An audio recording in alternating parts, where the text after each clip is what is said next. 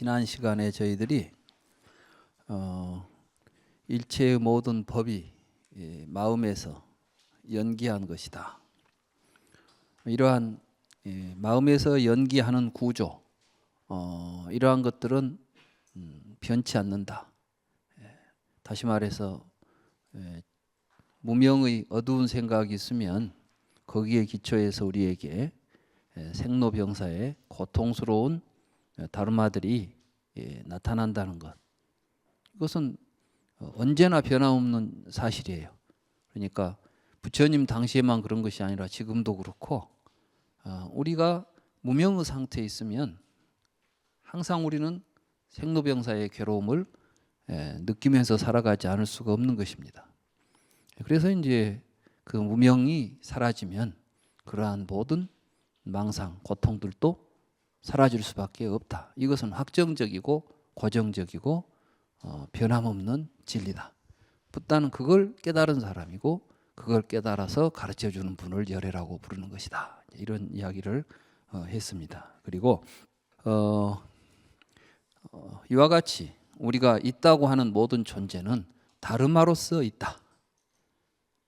그런 말입니다. 그러니까 사뜨나 말하자면 존재, 유, 비잉으로서 존재하는 것이 아니라 이렇게 다르마로서 존재한다. 조건에 의해서만 나타나고 있는 것들이에요. 이 세상의 모든 것들은 이제 우리의 마음의 상태에 의해서 일어나는 여러 가지 분별된 현상들이다. 그러면 이러한 분별들이 구체적으로 어떤 식으로 나타나고 어떤 모습으로 드러나는가 하는 걸 이제 부처님께서는 경전 속에서 낱낱이 잘 설명해 주셨어요.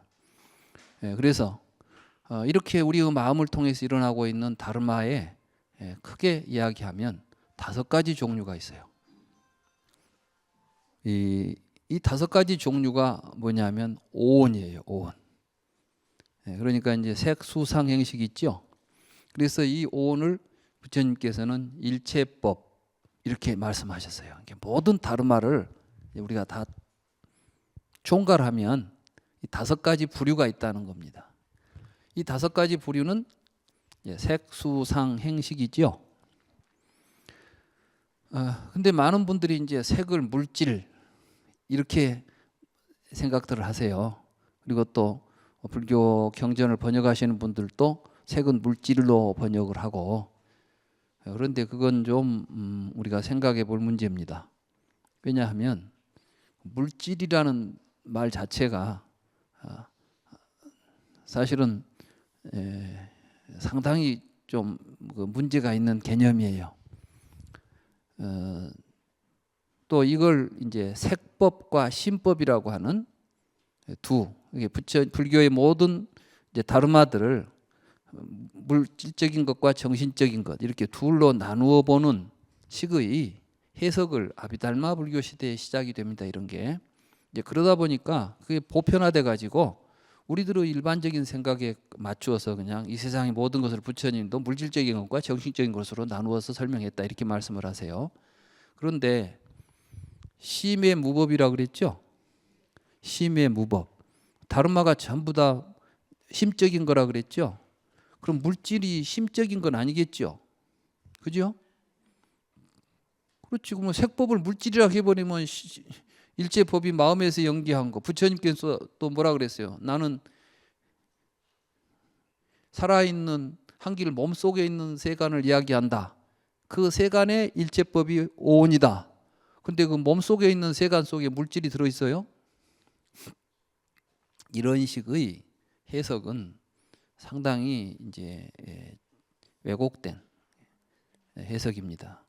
그리고 실제로 루빠라고 하는 말이 색이라는 말로 번역이 되는데 이 루빠라는 말 속에 물질이라는 개념으로 해석할 만한 요인이 없습니다.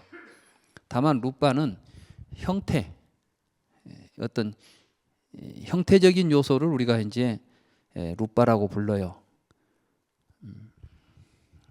자, 여러분들이 지금 머릿속으로 어떤 나무 형태를 한번 생각해 보세요. 형태가 나타납니까? 그건 물질입니까? 여러분이 생각하는 형태적인 것들이 물질이라고 말할 수 없겠죠. 그러니까 벌써 물질이라 할 때는 이제 무엇을 우리가 물질이라 하냐 하면 철학적으로 말하면 물질은 데카르트라는 사람이 이 세상을 물질적 실체와 정신적 실체라는 두 실체 개념으로 이제 설명을 하기 시작했어요. 철학적으로는. 그러면서 물질을 어떻게 규정했냐면 물질은 연장을 가진 실체다 그랬어요. 연장을 가졌다는 것은 무엇이냐면 시간과 공간 속에 일정한 크기를 가지고 있는 거예요. 그러니까 벌써 물질 개념에는 우리 나 이외에 바깥 세상에 공간과 시간이라는 것이 전제돼야 되겠죠. 시간과 공간이 전제된 속에서 일정한 시간과 공간을 점유해야 돼요. 여러분들이 이제 여기 있는 이 책상을 이야기한다면 이 책상은 이 자리, 그러니까 공간적으로 이 자리를 차지하고 있죠. 만약에 책상이 있는데 어느 공간도 차지하고 있지 않다는 책상은 있을 수 있어요, 없어요? 없잖아요. 책상이 있는데 공간은 어느 공간에도 없어요, 이게. 근데 있대. 지금 있대. 그럼 시간은 지금인데 공간이 없다면 그런 존재는 있을 수 없겠죠. 그 다음에 이제 또 공간을 차지하고 있는데 시간대가 없어요. 그 불교 방송 강의실에 있어, 그게. 언제? 어제도 없고 오늘도 없고 내일도 없어요. 근데 있대. 장소는 거가 있는데 시간은 맞지 않아. 그러면 그런 존재는 있을 수 있어요, 없어요? 없어요.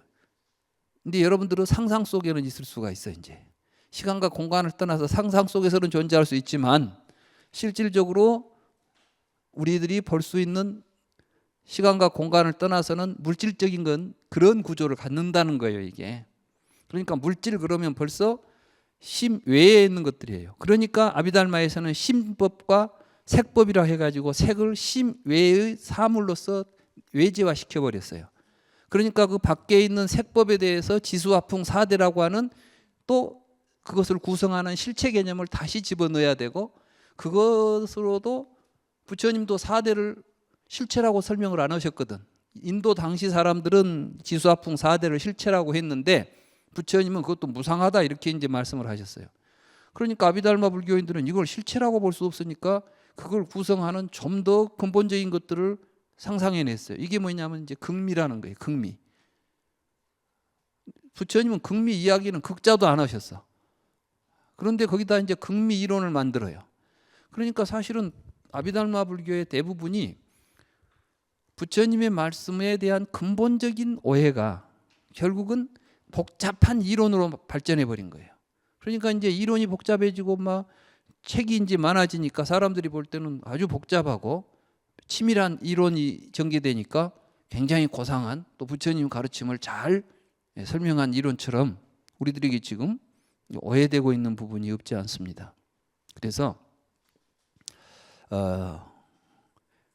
오온이라고 하는 것은 12처에서 연기한 법이에요. 그러니까 색법도 12처에서 연기한 법이라는 사실을 아셔야 돼요.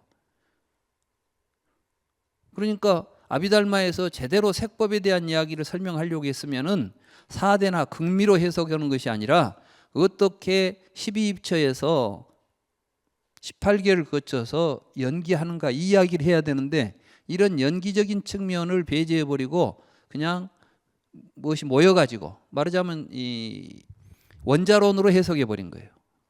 그러니까 요즘 현대인들이 원자론적 사고에 상당히 이제 길들여져 있어가지고 그런 해석을 보면은 야, 그때부터 굉장히 고차원적인 철학을 했구나 막 이런 식으로 이제 공감을 얻게 되는 거예요. 그러나 그것은 이제 정당한 해석이 아니다 이렇게 말씀드릴 수가 있겠습니다. 그러면 불교에서는 이제 오온 12처 18개 이런 것들을 어떻게 설명하느냐? 우선 여러분들이 불교 공부를 좀 다른 데서 하셨다면, 뭐 불교대학이나 이런 데서 불교 공부를 하신다면 12처 18개 오온은 기본적으로 하시죠. 근데 기본적으로 하면 이제 어떤 설명을 하냐? 그러면은 12처도 일체법이고 18개도 일체법이고 오온도 일체법이에요. 그러니까 일체법을 분류할 때 세 가지로 부처님이 분류했다고 설명을 합니다. 그럼 어떻게 세 가지로 했느냐? 12가지로 일체법을 분류하면 12처고 18가지로 분류하면 18개고 5가지로 분류하면 오온이에요. 그래서 이제 이 세 가지를 놔두고 이제 또 짝짓기를 해요. 그래가지고 12처 가운데서 안집이설신, 색성향 미촉 이것은 색법이에요. 색법. 오온의 색법 해당해. 이제 의에 해당하는 부분에 가서 수상행식하고 이렇게 이제 짝짓기를 시켜놔. 줄긋기 하죠. 저도 그런 책을 보고 공부를 했어요. 그건 오늘 어제의 일이 아니에요. 이건 이미 이제 아비달마 불교 한 2000년 이상 된 불교 해석법이에요. 이게 후대 사람들은 옛날 어르신들이 해놓은 말씀이니까 그냥 그대로 따라서 이제 배우고 있는 것이죠. 저는 이제 불경 속에서 부처님도 그렇게 하고 있는가를 봤더니 부처님은 절대 그렇게 안 해요. 부처님은 이렇게 줄긋기 짝짓기를 시키는 게 아니라 뭘 하냐 하면은 12처라는 것을 일체라고 말해요. 일체법이라고 하지 않아요. 일체는 12입처다 이렇게 말해요. 그러니까 일체라는 말과 일체법이라는 말의 의미가 다르게 사용돼요. 우리는 모든 것이니까 모든 것, 모든 존재, 일체법 다 똑같다고 봐버리는 거죠. 우리 상식이에요. 일체 모든 것. 거기다 뭐 다른 말하고 붙이든 말든 일체는 일체법이나 일체는 똑같아. 이렇게 해석해 버리는 거예요. 근데 지난 시간에도 말씀드렸듯이 인도 철학에서 일체라는 말은 모든 것을 그냥 통틀어서 지칭하는 게 아니라 세상에 있는 모든 존재의 근원이 되는 것을 의미하는 말이에요. 그래서 우파니샤드에서는 일체는 브라만이다. 브라만으로 세계를 설명하려고 하는 것이죠. 그 다음에 이제 그 당시 이 사대를 주장했던 유물론자들은 일체는 사대다. 다시 말해서 모든 것은 지수화풍 네 가지다. 이렇게 말씀하셨다면 부처님께서는 일체는 12입처다. 그러면 부처님이 일체는 12입처다라고 말하는 거 하고 일체는 브라만이다고 말하는 거 하고 일체는 사대라고 말하는 것은 그 근본에 있어서 엄청난 차이가 있습니다. 쉽게 말해서 일체는 브라만이다, 일체는 사대다 이렇게 말하는 것은 일체는 하나의 초월적 존재가 만들어냈다 이렇게 말하면은 일체는 브라만이에요. 기독교 같은 경우가 이제 일체는 브라만이다, 일체는 여호와다 이렇게 말할 수 있잖아요. 그런가 하면 이제 과학자들은 일체는 원자다 이렇게 말하는 것이나 일체는 사대다 말하는 거랑 똑같은 이야기예요. 이걸 인도 철학적으로 말하면 하나는 전변설이고 하나는 적취설인 거예요. 전변설은 뭐냐면 하나의 초월적 실체로부터 다양한 현실 세계가 벌어져 나왔다. 그러면 이건 이제 이론론이 되는 거예요. 세상의 근원은 하나다. 그런가 하면 이제 여러 개의 요소로 만들어졌다 이러면 적취설이 돼요. 적취라는 것은 요소들이 모여가지고 세상이 된 거예요. 그러니까 원자가 모여서 분자가 되고 분자가 모여서 물질이 되었다 이렇게 설명하는 것이 이제 자연과학이죠. 그 이론을 그대로 답습하고 있는 게 이제 아비달마예요. 아비달마가 그러니까 적취설적으로 지금 색법이나 이런 것들을 설명하는 거예요. 연기는 뭐예요? 연기는 일체는 12입처다. 이게 이제 연기법이에요. 눈으로 보는 세계, 귀로 듣는 세계, 이런 마음으로부터 세상이 연기한다 이 이야기를 해야 될 거 아닙니까? 지금 부처님께서는 연기한다는 사실을 깨달았잖아요. 부처님께서는 뭘로 만들어지거나 누가 만든 게 아니라 살아있는 우리들이 생명들이 세상을 벌리고 있다는 거예요. 이 세상이 얼마나 다양하고 복잡한가를 우리는 알아야 됩니다. 우리는 인간 세계만 볼 수 있지 다른 세계는 볼 수가 없어요. 그런데 이 세상은 모든 생명들은 각기 다른 세계를 보고 살아요. 벌려놓고 살아. 근데 그 세계들이 서로 또 어울려져 있어. 쉽게 말하면 식물들은 식물들의 세계가 있습니다. 여러분들은 식물들이 가운데 가만히 있으니까 아무것도 안 하고 그냥 물 주면 거름 주면 자라서 자동으로 열매 맺고 있다고 생각하시죠? 전에 제가 그 녹색 동물이라는 프로그램이 있어요. EBS인가, 뭐 KBS인가에서 그 다큐멘터리로 나온 그 프로그램인데 식물들을 이제는 동물이라고 불렀어요. 거기에서.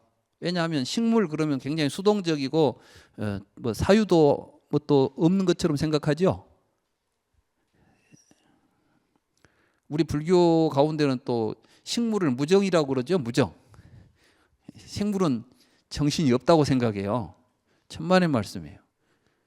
식물들이 주변 환경에 적응해 가지고 이 살아가기 위해서 아이디어를 내고 그 대응하는 것은 동물을 능가합니다. 결국 누가 최후 승리자냐? 식물이 최후의 승리자예요. 동물은 다 죽어도 식물은 살아요. 그만큼 생존하기 위한 전략을 쓰는데 동물을 능가하는 생존 전략을 쓴다는 거예요. 이게 한 예로 그 우리가 염주 만들 때 쓰는 그 율무 말고 또 있죠. 검은 거 모감주 있죠. 모감주라는 열매가 있는데 이게 어디서 자라냐면 물가에서 자라요. 바닷가에. 이게 우리나라 같은 경우는 변산반도 이쪽에 이제 모감주 나무 군락지가 있습니다. 근데 이 모감주 나무에서 모감주 열매 있죠. 그 열매가 어떻게 돼 있냐면 껍질에 있다가 이렇게 딱 벌어지면 이게 돛담배처럼 돼 있어요. 이게. 근데 왜 그러면 이게 씨가 돛담배 위에가 이렇게 앉혀 있는 식으로 이제 열매가 익으면은 벌어지면서 돛담배 위에가 검은 씨가 하나씩 붙어 있어요. 근데 이게 이제 물에 떨어지잖아요. 그러면 물에 탁 섭니다. 모감주가 우에 딱 서가지고 바람이 불면 파도를 타고 싹 가가지고 주변에 있는 다른 데로 싹 흩어져가지고 종자를 다 펴요. 그럼 모감주는 지금 뭘 알고 있어요? 내가 어디가 살고 있는지를 알아요. 지가. 내가 살고 있는 데가 물가라는 걸 아는 거예요. 그리고 여기서 내 씨를 멀리 보내려면 배에다 태워서 보내야 된다는 것도 알아. 그래가지고 디자인을 멋지게 해가지고 그 배우를 만들어가지고 지 씨를 배우에다 실어서 보내고 있는 거예요. 우연이라고 볼 수 없는 현상들이에요. 어떤 분이 농사를 지으면서 나한테 그러더라고요. 씨가 한 종류가 아닙니다 그래요. 왜요? 그러니까 처음에 이렇게 풀을 뽑아버리면 처음에 이제 그 씨가 올라 풀을 뽑잖아요. 뒤에 또 올라온대요. 똑같은 코는 뽑으면 또 온대. 근데 이제 뭘 봤냐면 처음에 올라온 풀은 더디 자라요. 그래가지고 여름 내내 이제 서서 결실을 맺을 때까지 시간이 길어. 근데 그놈을 뽑아내보면 그 다음에는 시간이 짧아지잖아. 더 빨리 성장해가지고 마지막 현놈은 아주 또 키도 다크도 안 해. 얼른 자라가지고 적당하면 막 그러니까 시간을 알고 있는 거야. 말하자면 지금 내가 올라가면 한 석 달 동안 내가 커서 열매를 맺을 수 있어 이렇게 생각하면 천천히 큰데 그놈 뽑아내니까 뒤에 올라온 놈은 그러니까 벌써 씨를 뿌릴 때 누가 뽑아내더라도 뒤에 기어코 살아남겠다고 씨 종류가 각각 달라서 눈에 보인 풀을 뽑고 나면 그래서 풀과의 전쟁을 하는데 결국은 풀한테 못 이긴대요. 이길 수가 없대. 심지어는 이 나무가 염소를 죽였다니까. 어느 농장에 염소들이 몰살을 했어요. 왜? 알고 보니까 나무가 죽였어. 나무가 어떻게 죽였겠어요? 그 나무들이 그 목장에는 다른 목장보다 염소를 배나 많이 키워버렸어. 그러니까 이제 나무들이 가만히 보니까 이놈들한테 이대로 뒀다가는 우리가 죽게 생겼어. 그래서 이제 나무들이 염소가 먹으면 죽는 물질을 내놓은 거예요. 그러니까 염소가 그 동네 목장들이 다 죽었어. 근데 옆에 목장은 괜찮아요. 처음에는 뭐 병이 돈 줄 알았어. 근데 이제 여러 가지 검사를 해보니까 결국 나무가 원인이었고 그 나무가 그렇게 변하게 된 원인은 많은 염소를 한 곳에 방목을 했기 때문이다. 이런 결론이 내려졌어요. 지금 우리가 나무하고 소통이 안 되니까 너 왜 그랬니? 뭐 이렇게 알아볼 수는 없어. 그렇지만 나무는 분명히 자기가 살기 위해서 생각을 하고 있고 대응을 하고 있죠.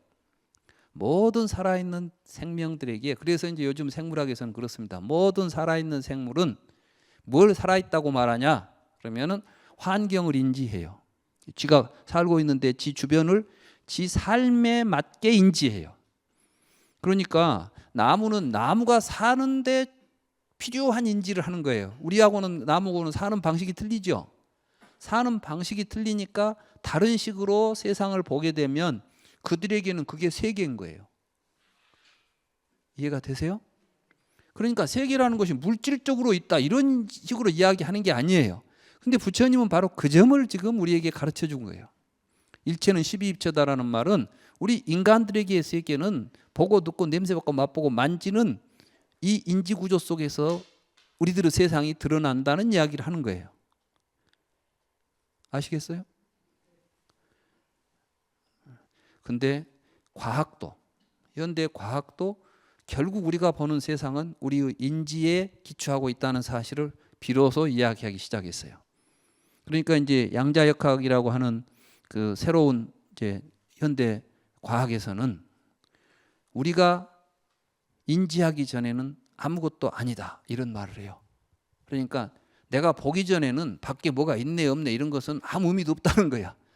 그러니까 밖에 무슨 색이 있다는 것은 내가 보니까 그 색이 있는 것이지, 우리가 만약에 이 색을 전부 빨갛게 보도록 되어 있다면 이걸 보고 뭐라 하겠어요? 하얗다 하겠어요? 빨갛다 하겠어요? 우리가 전부 지금 우리의 눈에가 지금 빨간 안경이 하나씩 다 속에 들어있다고 생각해 봐요. 여러분들 눈동자 속에 빨간 색안경이 하나씩 들어있다면 우리는 세상을 전부 빨간색으로 채색해서 볼 거 아니에요. 너도 그렇게 보고 나도 그렇게 보면 세상은 그렇게 있다고 생각한다니까요. 우리가 말하는 세계라는 것은 객관적이고 고정적인 세계가 아니라 연기하는 세계다. 이게 이제 붓다가 깨달은 세계예요.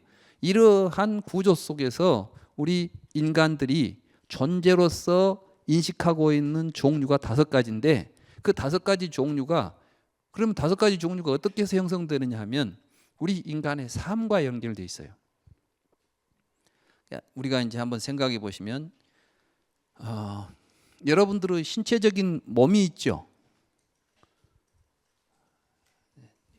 몸이 있으니까 몸에 상응하는 형태들을 가지고 색이라고 부르는 거예요. 그러니까 이제 불교에서 오온 가운데 색 그러면은 사실은 이때 색은 주로 우리들의 신체적인 구조를 이야기합니다. 그러니까 물질이라는 말로, 근데 우리는 이제 그 말이 그 말 아니냐, 우리 몸이 물질로 되어 있지 않냐 이렇게 생각하잖아요.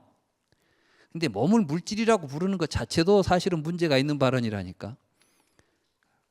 그리고 이제 물질이나 정신이나 이렇게 이 세상을 2가지 실체로 구분해서 보는 것은 우리가 오랫동안 어떤 것을 객관화시킨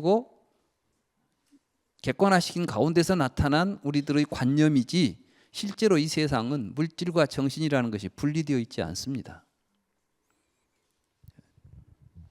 무슨 이야기냐 하면은 정신은 어디가 있겠어요? 벌써 물질을 실체화시키고 정신을 실체화시키면 이 둘은 서로 상관이 있어요, 없어요? 상관없죠. 물질은 물질대로 있고 정신은 정신대로 있고. 그래서 데카르트라는 사람이 서양 철학자잖아요. 프랑스의 서양 근세 철학의 초석을 놓은 사람이에요. 그러니까 철학과 가면 근세 철학 그러면 제일 먼저 나온 사람이 데카르트야. 데카르트가 정신적 실체와 물질적 실체를 이야기하고 인간은 그 2 실체가 기계적으로 조립되어 있다고 봤어요. 그러니까 우리 몸속에는 정신이 하나씩 들어있어요. 그 정신이 우리 몸과 연결돼 가지고 신경세포적으로 연결돼 가지고 우리를 통제한다고 보는 거예요. 매우 그럴듯하죠. 그런 생각을 하니까 이제 몸은 죽어도 정신은 어디서 돌아다닐 것처럼 생각하는 거예요. 뭐 윤회한다는 생각도 다 거기에 기초하고 있는 거야. 물질과 정신으로 이원화되어 있는 세계관. 그렇죠? 부처님은 그걸 어리석은 생각이다라고 깨달았다니까요. 그렇게 되어 있잖아요. 그러면 증명할 수 있어요. 부처님도 그 세계관을 가지고 수행을 하셨어. 그 세계관을 가지고 있는 종교가 인도의 자이나교입니다. 자이나교에서는 우리의 몸은 물질적인 뿌드갈라로 되어 있고 우리의 정신은 지바라고 하는 영혼이에요. 이 두 가지가 결합되어 있는 것이 인간입니다. 근데 이 육체가 결합되어 있을 때 괴로워. 그러니까 괴로움을 벗어나려면 지바가 이 물질로부터 벗어나야 돼. 그러니까 고행을 하면은 몸으로부터 지바가 독립을 해요. 이거 보고 깨왈라라고 그래요. 독존. 깨왈라가 되면은 해탈이에요. 그러기 위해서는 고행을 해야 되니까 이제 막 단식도 하고, 우리 부처님이 고행을 하시죠. 고행 수행을 하신 것은 바로 그 당시 고행주의 철학에 입각해서 하신 거예요. 그러니까 우리들의 모든 수행도 다 그 근본에 있는 철학이 바탕이 되어 있는 겁니다. 그걸 모르고 하고 있으면은 사실은 제대로 수행을 할 수가 없는 거예요. 자인화교 수행을 하려면 자인화교 교리를 알아가지고 그 교리에 맞춰서 해야 되겠죠. 근데 이제 정말 효과가 있냐 없냐는 것은 다음 문제지만 수행을 한다고 할 때는 일단은 그 교리, 이론을 잘 알아야 된다는 말씀이에요. 근데 부처님은 그 이론에 맞춰서 하다 보니까 단식을 하고 막 고통을 겪으면은 몸은 힘이 없어지겠죠. 그러면 반대로 정신은 맑아져야 되겠어요? 어두워져야 되겠어요? 그렇지. 몸과 마음이 지금 결합되어 있는데 몸 때문에 지금 마음이 구속되어 있는데 몸을 힘을 없애버리면은 마음은 더 맑아져야 되겠죠. 근데 여러분들 사흘 굶어보세요. 몸에 힘은 없는데 정신은 말똥말똥해요? 사흘도 안 굶어봤지만은 하루만 굶어도 정신이 오락가락 하잖아요. 알 수 있잖아 금방. 뭐 사흘 하면 이제 더 맑아질까? 천만의 말씀, 이때는 비몽사몽이지 이제. 근데 그걸 부처님은 이제 해보니까 몸만 괴롭지 이게 아무런 정신이 뭐 그렇게 되는 것도 아니다는 사실을 깨달은 거예요. 그래서 고행을 그만둘 땐 나보다 더 고행 많이 해본 사람 없다는 거예요. 이렇게 해도 안 된다면 아무도 할 수 없는 것 아니냐. 그렇기 때문에 나는 고행 그만둔다. 그리고 이제는 고행하지 말라고 그랬어요 부처님이. 그러니까 불교 수행하면서 고행이니까 참고 한다 뭐 그건 다 공부 잘못하고 있는 거예요. 불교 공부는 처음도 재밌고 중간도 재밌고 마지막은 더 재밌고 막 이렇게 해야 돼. 그러니까 불교 공부하면서 막 괴롭지만 참자 고진감래다 이렇게 수행하는 거 아니에요. 불교 공부는 이 말씀을 듣고 처음 한번 해보면 그때부터서 이제 아 이렇게 좋은 것이 있구나. 더 좋은 것이 있구나. 가면 갈수록 더 맛이 깊어져요. 그래서 부처님은 구차재정을 이야기할 때 초선정에 처음 수행을 해가지고 얻는 게 이제 이요각 불선법 아니에요. 그러면 이생희락. 그때부터 희락이 생겨. 정생희락. 점점 더 깊은 즐거움과 이런 것들을 향해서 마지막에서 구극의 깨달음을 얻게 되면 무한한 행복감. 이게 열반. 여기까지 우리는 가야 된다. 그래서 부처님께서 내 법은 처음도 좋고 중간도 좋고 마지막도 좋다. 그러니 쓸데없는 고행을 하지 마라. 그러니까 여러분들 어디 가서 앉아있는데 막 다리가 아파 죽겠다. 참고 있어야 수행이 된다. 그러지 마세요. 괴로우면 다리를 푸세요. 몸을 괴롭히는 것은 아무짝에도 쓸모없는 수행입니다. 그런다고 해서 몸에다가 또 막 몸이 원하는 대로 막 쾌락을 심어주는 거 이건 더 안 좋아. 그래서 부처님께서는 고락과 쾌락을 이제 고행과 쾌락을 멀리하라. 거기에 참된 수행이 있다. 중도다. 이게 팔정도. 이 팔정도는 뭐가 이제 중심이 돼 있어요? 그러니까 정견. 그러니까 고행을 나가지 말고 근다해서 막 아무렇게나 뭐 살지 말고 바른 생각을 가지고 바르게 생활하는데 길이 있다. 이렇게 말씀하신 거예요. 그럼 이제 부처님께서는 이 세상에 5가지 존재가 있다고 말씀하실 수 있었던 게 뭐냐면 결론부터 말씀드리면 우리의 삶이라는 걸 한번 잘 생각해 보세요. 우리는 이 몸을 가지고 살죠. 이 몸을 가지고 살면서 이 몸을 가지고 보고 듣고 냄새 맡고 맛보고 만지면 반드시 여러분들은 감정이 일어나요. 뭘 보면 좋다, 나쁘다 이런 생각이 생기죠. 뭐 보면 저건 사랑스럽고 이뻐 나를 기쁘게 해주는 것이 있고 어떤 건 나를 괴롭게 해주는 게 있죠. 그러니까 여러분들이 살면서 몸을 가지고 살아갈 때 제일 먼저 여러분들에게 일어나는 현상은 감정이에요. 즐거운, 괴로운 감정들. 그리고 그런 감정에 의거해서 여러분들은 이제 사유를 하게 돼요. 여러분들은 그러니까 보고, 눈으로 보고 듣고 냄새 맡고 하면은 그 다음에 뭐가 일어나? 느낌이 일어나죠.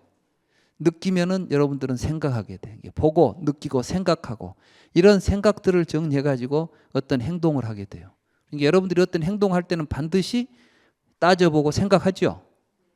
근데 그 따지고 생각할 때 뭘 기준으로 해서 따지고 생각하냐 하면 이게 나한테 좋은 것이냐 나쁜 것이냐. 좋은 것은 뭐가 좋은 거예요? 여러분을 즐겁게 하면 좋다고 그래. 나쁜 것은 여러분을 괴로운 감정이 일어나면 나쁜 거예요. 불교의 선악은 별거 아니에요. 고통을 주면 악이에요. 즐거움을 주면 선이에요. 좋은 거예요, 그냥. 그러니까 이제 이 선악이라는 말이 우리는 마치 막 선악이 뭐가 기준이 뚜렷이 있어갖고 이건 해서는 안 될 일, 꼭 해야만 될 일 이런 아주 엄격한 기준이 뭐가 있는 것처럼 생각하는데 사실은 그게 아니에요. 우리에게 있어서 중요한 것은 좋다, 좋지 않다. 그러니까 산스크리트로 뭐 꾸살라, 아꾸살라 그래요. 꾸살라라는 건 좋다는 거야 그냥. 뭐가 좋아? 기분이 좋지. 근데 기분이 좋으려면 마약을 먹어도 기분이 좋죠. 그럼 좋은 거야 이게. 근데 뒤가 안 좋아. 그러니까 그거 먹으면 어딘간에서는 기분이 안 좋아져. 그러니까 마약은 처음 먹으면 좋은데 그 다음에는 더 강한 자극을 줘야만 좋아져. 그러니까 몸이 감당할 수 없을 정도까지 막 가야 돼. 그러니까 이것은 좋은 것 같지만 안 좋은 거예요. 그러니까 우리가 이제 보면은 참으로 좋은 것과 사실은 좋지 않은 것들이 있겠죠. 수행하는 사람들은 그걸 제대로 알아가지고 술 마시고 뭐 춤추고 노는 거는 그때는 좋지. 근데 뒤에 다음 날 일어나 보면은 별로 기분이 안 좋아. 나도 젊어서 이제 친구들하고 같이 가서 술 먹고 놀다 오면 그 자리에서는 되게 기분이 좋더라고. 근데 아침에 이제 술 깨고 일어날 때 보면 찝찝하고 몸도 안 좋고 기분도 안 좋고 이런 건 좋은 것이 아니에요. 맞죠? 근데 이제 우리가 불교 공부를 하면서 이렇게 이제 느끼는 즐거움들은 갈수록 좋은 거야 이게. 그래서 이게 참으로 좋은 거예요. 그래서 이제 선악의 개념을 어렵게 생각하지 마세요. 불교에서는 무엇이 선이냐 하지 말고 여러분들의 삶에 보탬이 되고 여러분들을 행복하게 해주는 것이 선이에요. 그래서 불법이 선이라는 것은 부처님의 가르침을 실천하면 우리들이 그 실천하는 순간부터 우리들의 삶이 행복해지니까 좋은 거예요. 괴롭지만 부처님 말씀을 행하고 나면 죽어서 극락 가서 좋은 복을 받을 것이다. 물론 극락 가서 복 받은 것도 좋은 것이에요. 그렇지만은 지금부터 좋아야 돼. 그러니까 지금 좋으면 내일 또 좋은 거예요. 지금 안 좋은 것은 내일 또 좋을 리가 없어. 그러니까 불교 공부를 할 때는 그렇게 생각을 하셔야 돼요. 그래서 이제 우리는 보고 느끼고 생각하고 행동해요. 행동을 통해서 우리에게 뭐가 생기냐면 확실한 인식이 형성돼요. 그 말은 무엇이냐 하면 우리들의 의식이라고 하는 것이 형성되는 과정이 우리 몸을 가지고 살아가면서 지각 활동을 하죠. 아까 12입처가 바로 보고 하는 우리 몸을 통해서 일어나는 지각 활동을 의미하는 거예요. 이런 지각 활동을 하게 되면은 뭐가 생긴다고요? 느낌이 일어나죠. 근데 이 느낌이 일어나는 메커니즘이 있어요. 여러분들은 왜 이 느낌이 일어나는 줄을 모르죠. 여러분들은 그냥 좋은 것이 있으니까 내가 좋다고 느끼고 나쁜 것이 있으니까 나쁘다고 느낀다고 보셨잖아요. 부처님께서는 그 느낌이 일어나는 바탕이 있다는 거예요. 이 바탕에 뭐가 있느냐? 18개가 있다는 겁니다. 18개를 연해서 촉이 발생해요. 그러니까 여러분들이 이제 뭘 경험한다고 하는 것이 촉인데 이 촉은 그냥 기계적으로 일어나는 촉이 아니에요. 자, 내가 이 컵을 보고 내가 눈으로 컵을 보면 이게 촉입니다. 이게 컵이네 라고 내가 알지요. 컵이 참 좋다. 우리가 이제 이렇게 할 수도 있고, 컵이 마음에 들지 않는다 이렇게 말할 수도 있잖아요. 왜 내가 이 컵을 보고 마음에 든다, 마음에 안 든다는 이야기를 할 수 있을까요? 이 컵이 나를 기분 좋게 할 수도 있고 기분 나쁘게 할 수도 있겠죠. 장미, 장미꽃 이뻐요? 장미꽃 보면 기분이 나쁘신 분, 기분 좋죠? 다 그렇지 않아요. 어떤 내 친구가 이제 정신과 의사인데 그 친구에게 환자가 하나 왔는데 빨간 장미만 보면 막 구토가 나오고 막 소화가 안 되고 막 이상한 증상이 벌어지는 거예요. 왜 그럴까요? 빨간 장미가 왜 그럴까? 근데 이제 사연이 있었어. 이 여자가 사귀던 남자가 있었어. 근데 그 남자가 빨간 장미를 하나 가지고 와서 프로포즈를 했어요. 근데 이 여자는 세상에 나한테 프로포즈를 하면서 장미꽃 한 송이 가지고 왔다고 굉장히 서운하게 생각한 거예요. 그래서 차버렸어 그냥. 그 남자고 이제 그리고 다른 남자는 100송이를 갖고 왔어 꽃을. 그래가지고 막 엄청난 꽃다발을 앵기니까 그 남자하고 결혼했어. 근데 빨간 장미를 가지고 온 그 친구는 다른 여자하고 결혼했는데 하필이면 자기하고 친한 친구하고 또 결혼하게 됐어요. 근데 뒤끝이 어떻게 됐냐면 자기 남편보다 그 남자가 더 잘 나가는 거야. 그래가지고 자기는 먹고 사니라고 바빠 죽겠는데 그 남자가 출세해가고 돈도 잘 벌고 그 친구는 막 그 남자하고 같이 어디 해외여행 다니고 막 하니까 이제 빨간 장미를 볼 때마다 그거하고 연관이 돼가지고 막 속이 뒤틀리는 거예요. 이제. 제가 하는 이야기는 무슨 이야기를 하려고 하냐면 여러분들에게 대상은 여러분들의 경험에 의해서 규정되는 거예요. 가치가, 내용들이. 그러니까 그게 여러분들의 의식 속에 개로서 의식계를 형성하는 거예요. 형성되는 의식계의 구조가 18가지 구조로 되어 있어요. 안, 이, 비, 설, 시, 의, 색, 성향, 미촉법이 있는가 하면 그거에 의해서 안식, 이식, 그러니까 이제 눈으로 보고 의식한 의식의 세계가 귀로 듣고 의식한 세계. 그러니까 아까 그 여자는 빨간 장미라고 하는 그것이 의식계 속에서는 지금 엄청난 우리가 보는 아름다운 장미가 아니라 자기의 아픈 추억을 연상시키는 의미를 가지고 지금 개 속에 자리 잡고 있는 거예요. 근데 우리는 이제 그게 지 아내가 그런 세계가 있는지를 몰라. 그리고 나는 왜 저것만 보면 그런가 하고 막 그러지. 근데 잘 보면 그게 개예요, 개. 그러니까 18개는 막 일체법 가운데 18가지로 만들어 놓은 게 아니야. 거기를 기초로 해서 우리는 촉이 일어나요. 그러니까 여러분들이 이제 뭘 경험한다는 것은 이미 여러분들의 경험의 기초에서 항상 새로운 경험을 하는 거예요. 예를 들자면 자라 보고 놀란 사람은 소뚜껑 보고 놀란다는 말이 있죠. 소뚜껑이 놀랍게 생겼습니까? 소뚜껑 하나도 놀랍지 않아. 근데 자라한테 놀란 사람이 소뚜껑 보고 놀라지 용봉탕 먹어본 사람은 소뚜껑 보면 침 흘리지 절대 놀랄 리가 없어 이게. 맞죠? 왜? 그러니까 사실은 여러분들이 일으키고 있는 감정은 바깥에 있는 대상이 가지고 우리에게 주는 것이 아니라 여러분들의 삶의 경험에 의해서 체험에 의해서 여러분의 의식계의 형성이 되면 그것들이 작동해 가지고 촉이 일어나는 거예요. 그러니까 내가 아까 촉입처에서 수행을 해야 된다 그랬죠? 그 촉을 그 자리를 잘 보고 있으면 아까 빨간 장미가 문제가 아니야. 내가 과거에 했던 내 선택이 문제지. 그렇다면 빨간 장미 때문에 속상해 하겠어요?